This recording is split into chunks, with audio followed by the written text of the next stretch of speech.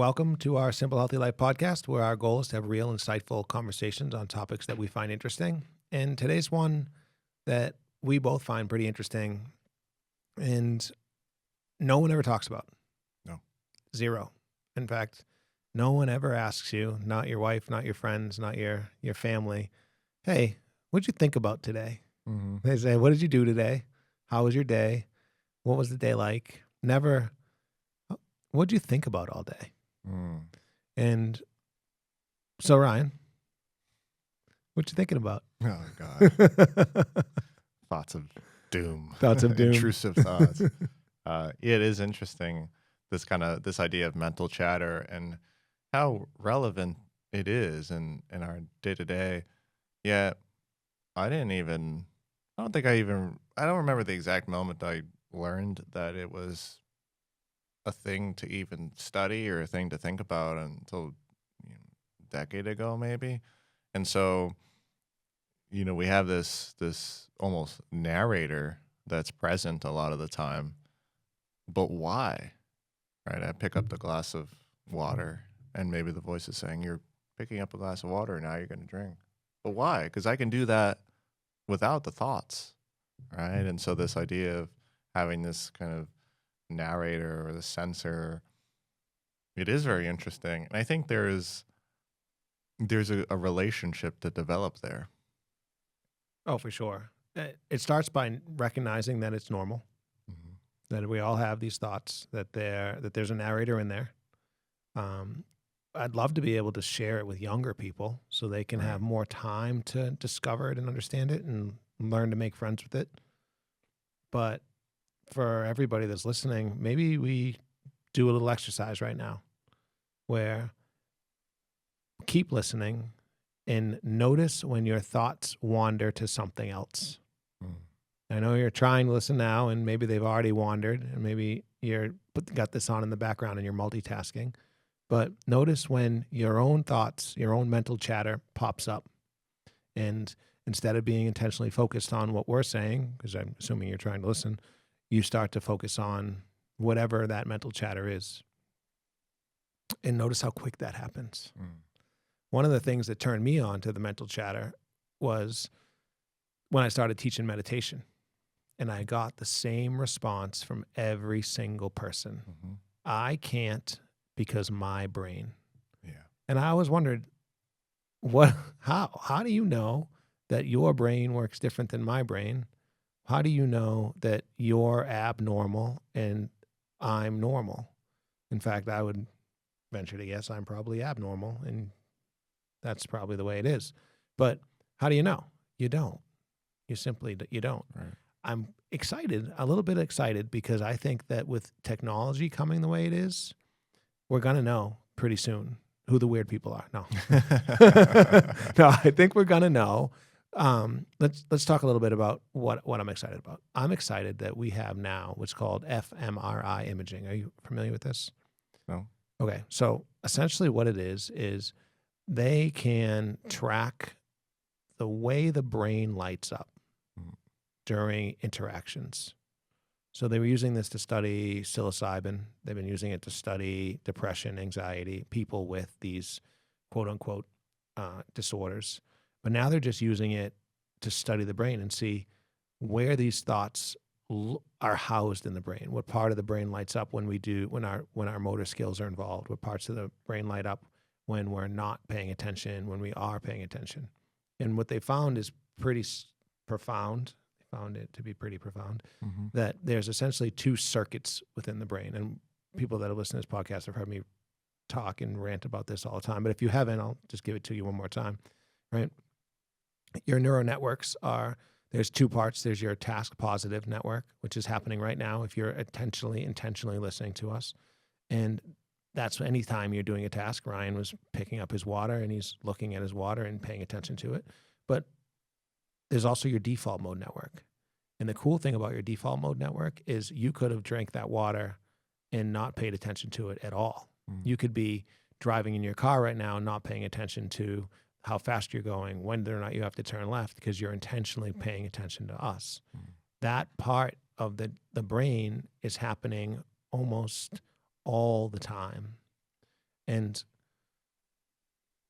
that's where the mental chatter comes in. Right. That's where these thoughts live. That's where they come in. They come in and they spend all the time rattling around in your head that we all have. Right. Yeah. And maybe even there's a way in which we focus or not focus on that, right? Because I'd almost imagine that mental chatter to, and I think it does, it almost persists, but sometimes the focus is so intent on what we are doing that maybe we don't notice it. Yeah, so what they figured out is that it never actually goes away. It just dims. So when you're looking at it almost from a picture your brain lighting up, and one section of the brain, or it's not a section so much as different aspects of the brain that all light up together. It's like your Christmas tree lights. Like sometimes they light up, and then if you had a second string of Christmas tree lights, you could dim one and light the other one up, and that's how it's working back and forth. So when you are staying task positive, that is your default mode network still active. It's just dimmer. So that mental chatter that's in there is just a little bit less, a little dimmer. Right. Makes sense? Yeah. I think one of the biggest problems that people have is that they identify heavily with this mental chatter, right? That every thought is real and theirs, and they own that, and they've produced that, and so therefore it's cherished, right? But I don't find that to be true. I think there are probably more individualized and unique and authentic thoughts that pop up there. But I would say the vast majority is complete nonsensical thoughts, things that are directed mostly by the context of your life, things that you've heard people say, things that you've seen from other people, stories, narratives.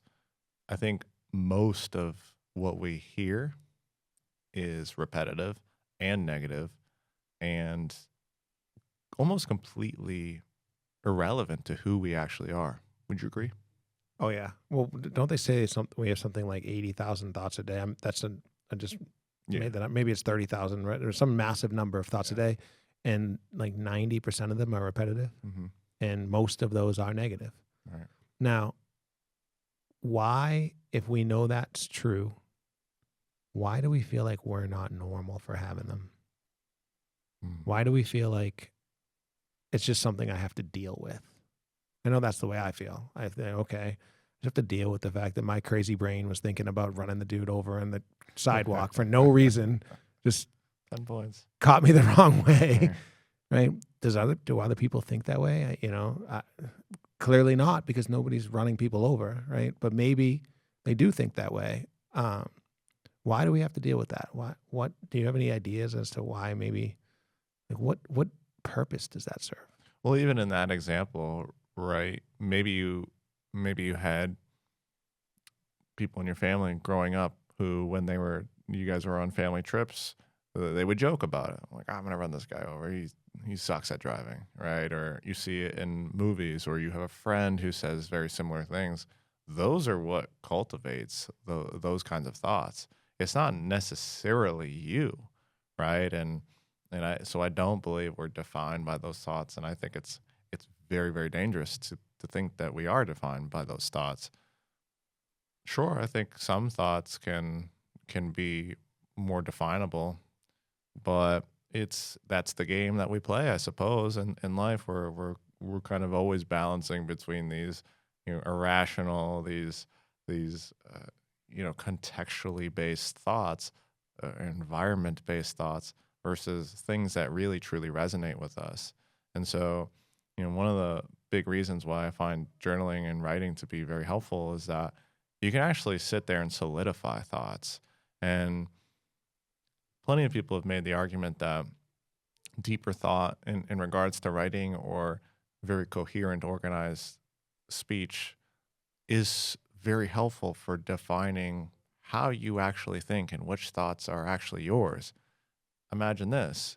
You don't do a lot of reading, things that require active attention. You don't do a lot of writing, but you do a lot of multitasking, short form videos, YouTube, TikTok, conversations with random coworkers, the thoughts that you are having in that scenario are probably not yours. They're not accepted by you. They're not formulated by you. They're not properly defined by you. They're not structured by you. They're not organized by you. They're organized by everything that you come in to play with. They're organized by the videos, right? And this is where, we actually touched on a topic earlier about the almost programming of humans, or this idea that during the pandemic, there was some feeling or feelings manipulated by someone, right? Not to get into conspiracy, but there was certainly media manipulation in some way. But that's because when people are only consuming and not necessarily structuring or writing or organizing their thoughts, they become products of the context that they take in, the media that they take in. Yeah. And that mental chatter becomes obsessive and consistent. Yeah. We all, it's not black or white either, right? We all have times in our life where our mental chatter is up, and we have times in our life where our mental chatter is down. It's all driven to me by this concept that you can only bring your awareness to one thing at a time. And we did a whole episode on multitasking, and it's what society praises us for, our ability to multitask. Right? Do one thing, then the next, and the next. Going to make you more money, going to at least improve the number of relationships you have, maybe not the quality of relationships that you have. But how often can we say, I'm going to spend the time allowing myself to just look at my mental chatter without judgment? And back to meditation, this is the challenge that most people have when they start meditating. They think, okay, I'm going to meditate. That's going to get my thoughts to go away. Right. That's not the case. What's going to happen is, yeah, sure, your mental chatter will slow eventually. But first, you have to be able to sit with them and acknowledge them all. And that's going to take time. It's going to take practice. It's going to take effort. And it's going to take, with any luck, it's going to take some coaching, right? The thing that challenges me when I talk about meditation is people say, I can't do it. I'm not good at it. Or I have this mental disorder that that I can't do it. But then they haven't actually tried, because they say, oh, I tried it. It didn't work for me. So when they try, it's like you went to, if you go to jiu-jitsu, we use jiu-jitsu in this example all the time, right? If you showed up at a gym and there was someone that was smaller than you, brand new, not as strong, and you were like, I just went up there and whooped that person and didn't say anything, didn't ask for help, didn't learn. You're like, all right, no, I got it. And then you showed up the next day and there was someone that's bigger than you, skilled, has all the technique. And you're like, oh my God, I'm terrible at jiu-jitsu. And then just left and didn't ask for help and didn't figure out why or any of that stuff. That's what happens. That's what people think of when they meditate. Oh my God, I'm terrible at this. But I don't know who to ask or how to seek help or what to do about it. And that mental chatter continues and continues and continues. Well, the big problem there is that those people are very identified by the thoughts, right? They go into a meditation and the immediate thought is, I don't know what I'm doing. This is hard. There's a lot of thoughts. Wow, this is coming in fast. And what am I eating for dinner? And so... don't forget, after what am I eating for dinner, then comes the shame. Yeah. Oh, I suck at this. I'm so upset with myself. Right. Then they step out, they stop, they open their eyes, they do whatever. And then they go, yeah, I tried. Right. And really recognizing when you're practicing meditation, what you're doing is you're just observing. You're just looking at the thoughts. It's very simple in theory. It's a little bit harder to practice because it is a practice. It is a skill. You get better at it. But what we fail to recognize is that we become so engrossed by the story of that mental chatter that I'm so inadequate because I can't even pay attention to these thoughts. Well, the first problem is that you think that you are your thoughts. You think that everything in your life is defined by what those things, those thoughts that are coming up are. And so as you meditate, you start to say, wow, I have a lot of thoughts that I don't necessarily agree with. I had a thought the other day where, I had just done a little trail walk, and I say the other day, but this was maybe a couple months back, per typical fashion. Everything with you is the Everything, yeah, it could be It's years. just not today. Yeah, it was another day. Another day. So I'm doing this little trail walk, and towards the end of the walk, I had all these thoughts that were, well, I'm kind of cold right now, and that's a bummer because that ruined this walk. And there was a couple thoughts in a row that had come up like that. But I took a step back and I actually evaluated the thoughts, and it turns out they weren't even true. Right? It was mildly chilly, but it wasn't uncomfortable at all if I actually observed the thought. And so you can imagine how that alone, that small example alone, maybe plays out in a much larger scale. I'm not good at this thing. I don't like to do this. This isn't for me. All these thoughts, if you never actually examine them, they're going to pass by your filter totally, their quality check. And you're going to be like, okay, good, man, that's a quality thought. And it makes its way in, as opposed to being someone who is somewhat proficient at meditation because you've practiced it. You start to recognize, yeah, every thought that comes my way is not necessarily something I need to hold on to, and it may not be true at all. It may not even be true to my character traits. It may not be something that I enjoy or agree with, but it's not until you actually take the time to observe those thoughts that you recognize how incongruent they are with your true feelings. Or how about the thought of, I can't. Mm. I can't do that. And then you look around and you don't see anybody else doing it. You're like, oh, they can't do it either. Must not be done. Can't Right. do it. And that's one of those ones where you really have to spend time saying, okay, why do I think I can't? Where did that come from? Is that real? I would say sometimes when I'm starting a session with someone where they say, hey, can you teach me how to meditate? Like, okay, I have this question for them. It's a relatively simple question. I'm going to ask you to observe your thoughts. Okay, I can do that. Who is observing the thoughts? That's the simple question. If you are your thoughts, how can you observe them? The same way you can't bite your own teeth, right? Like you are something else other than your thoughts. Right. And usually it has people kind of giggling, whatever. But essentially what I'm getting at is you're not your thoughts. So if you're not them, then allow yourself to detach from them. Step back from them and allow them to walk by or drive by or fly by. And I do this, talk to the people. A lot of times I'll walk them through a meditation that starts with sitting on a bench, looking out at your favorite place with your eyes closed. And anytime a thought comes in, put it in a cloud and allow the cloud to move on by. And what happens is eventually you start to get good at that. Once you get to the next step, you'll start to notice that some thoughts come in with an emotion tied to them.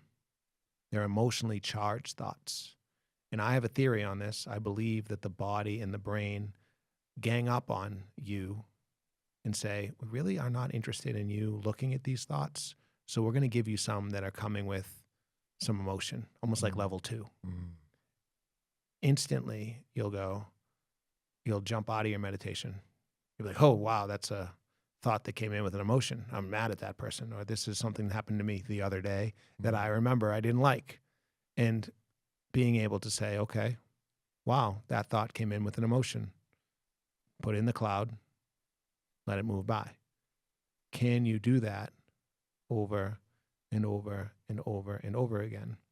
When you can, as you develop that skill and you become more aware that that's all that's happening, just the thoughts or the thoughts coming in with emotion, you can really start to minimize that mental chatter and start to move into a real meditation practice. And I see a lot of value in it. I teach it pretty consistently.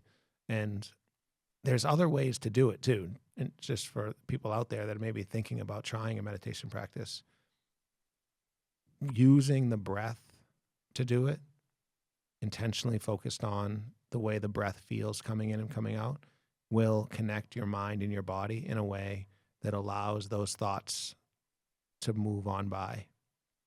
But I would actually, I'm lucky, I get to spend a lot of time training athletes to do it. So I get to do it in reverse. I start with the breath. We start with the way that the breath moves in and out of the body, especially from an athletic perspective, and then move into the meditation. But essentially, it's just doing the same exact thing. Right. Wow. I love that. I think people often disregard how actually easy it is to change the medium through which thoughts come through. So as you discuss the cloud, throwing a thought into the cloud that you're envisioning, or some people have talked about like a waterfall or a river with thoughts kind of flowing on them, to think, well, that's kind of hard to do. And even as you listen to it, it feels kind of hard to do, although it's actually quite easy. It's quite easy. We're kind of visual by nature almost, even for someone who's not highly attuned to visualization. I think that they might find it to be actually quite easy to put their thoughts onto a different medium, at least as you see it in the mind's eye.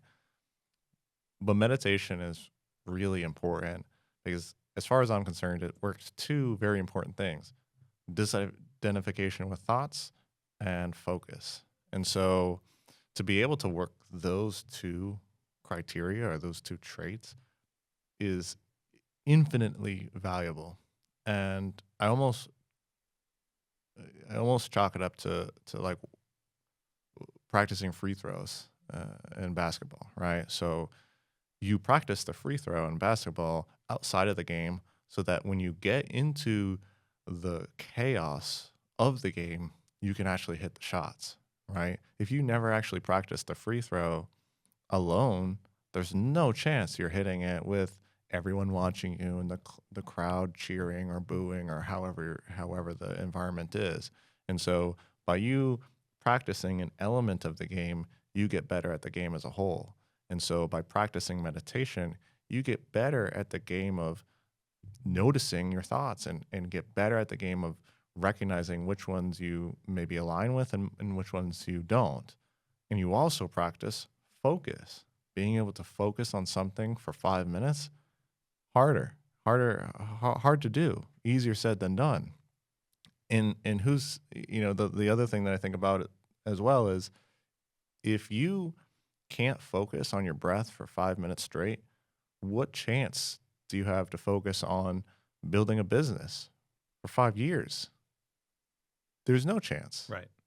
So there are a lot of parallels to practicing meditation and then how it presents in daily life, and you would only know if you practice. Yeah, well said. And to take it one step further, let's talk about the practice of visualization. So one of the things I know that a lot of people say to me is like, I don't see anything. I'm like, okay, start to visualize yourself sitting on a bench. They close their eyes, they see nothing, black. And they go, oh, I'm not a very visual person then. I can't do it, right? Know that that's okay, especially at the beginning.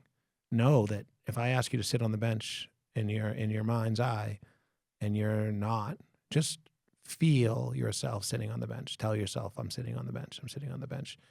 That will start to progress into what is visualization. And visualization, I'm convinced, is the premise, the beginning of manifestation. Right? Absolutely. The very first step you take before you decide that you're going to be X, Y, and Z, or you're going to have X, Y, and Z, is you're going to visualize that in your mind's eye. You're going to say to yourself, I can do this. I am this person. All that stuff. And that's what lends itself to becoming that, right? And there's tons of great people out there now, especially Dr. Joe Dispenza comes to mind and talks about being this person. And he doesn't talk about, I am my thoughts. I am the guy that wanted to hit the guy on the crosswalk, right? He talks about, no, I'm going to sit down. I'm going to choose. I'm going to be the person that I want to be. And in my mind's eye, I'm going to visualize what that looks like. not in the future, but in the current state. This is what it is. This is who I am. I don't have gray hair when I think about the fact that my business is up and running and thriving, right? I think about myself sitting there as the business owner, up and running and thriving. And try those exercises, or better yet, spend some time, find someone to teach you how to do it. It works. It's valuable. It's very, very valuable. Right. Yeah, everything once built was first visualized. For sure. No doubt. Even if that was, back in the day, a little carpenter making a chair or something, right? It has to first be visualized in the mind. And so why would it be different for a business or a relationship or a skill? And it makes a lot of sense to spend some time to visualize that. And I'm a big proponent of truly thinking, not laterally, not just with mental chatter going on. I'm thinking about dinner and my dog and this and that. That's very lateral thought. And this happens very natural for us. But to practice vertical thought, right? So I want to build a business. Okay. What am I passionate about? Okay.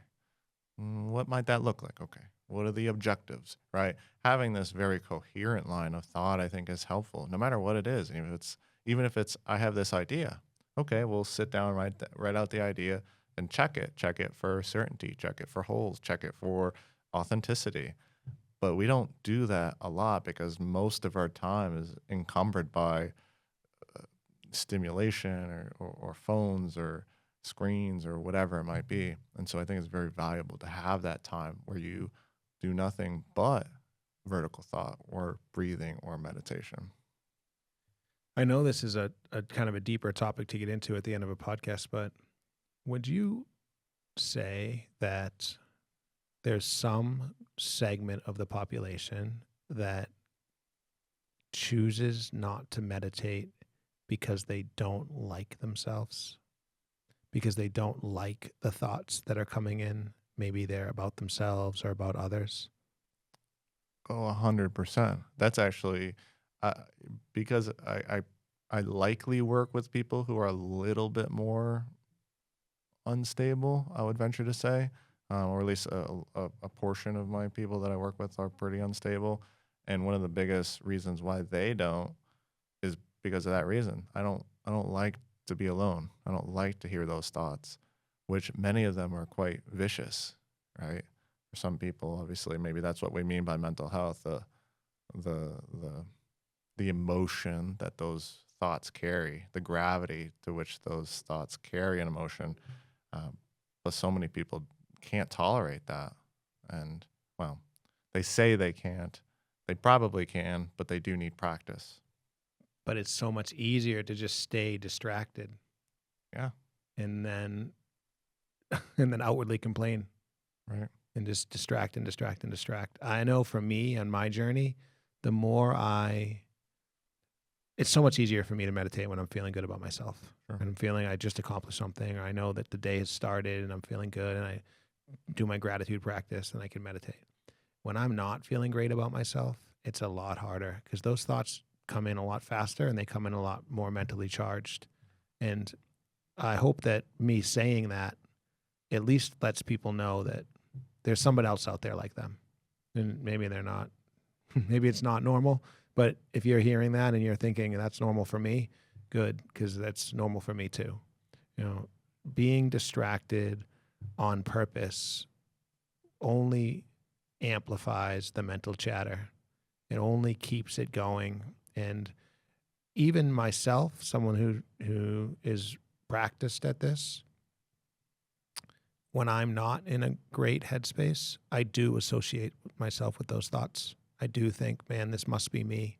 If I keep coming back to this, or it's been 6 months, but man, now I'm still thinking the same old thought pattern, this must just be who I am. And it's important for everybody to recognize that that's just not the case. And if you have to tell yourself once every day, or once every 2 weeks, or once every hour, just remember that it's just not who you are. Right. Yeah, well said. And to kind of wrap it up, the idea that we have these mental habits, which are very similar to physical habits, right? Everyone can visualize the idea of building the habit of drinking water, right? Put some water in front of you. Get used to bringing a water bottle around. Fill it up in the top, the first thing in the morning. Drink 8 ounces first thing in the morning. It's very easy and tangible almost to say, well, here's how we increase the habit of drinking more water. But there are mental habits. And so, to your own point, if you're constantly engaging in distraction and constantly trying to run away from the thoughts and constantly bringing in new information that is stimulating, well, you're facilitating more of those lateral, negative, repetitive thoughts. But if you take time to observe, you take time to to to not criticize, not judge your thoughts, but just check them for authenticity, or you take time to practice some of that vertical thought with some sense of direction, then you're going to be more likely to do that. Just as if you practice getting more water in, you're going to be more likely to do that, but it takes time. So to put in the practices, to do the breath work, to do the meditation, to do the writing, that's all very helpful, but you have to give yourself X amount of time to get better at that, to build the habit. Well said. Yeah, cool. So you can check us out on Spotify, most other podcast platforms. We had a great discussion today. Thank you, MJ. If you have a topic that you'd like us to discuss, please throw it in the comments, and then we will catch you next time.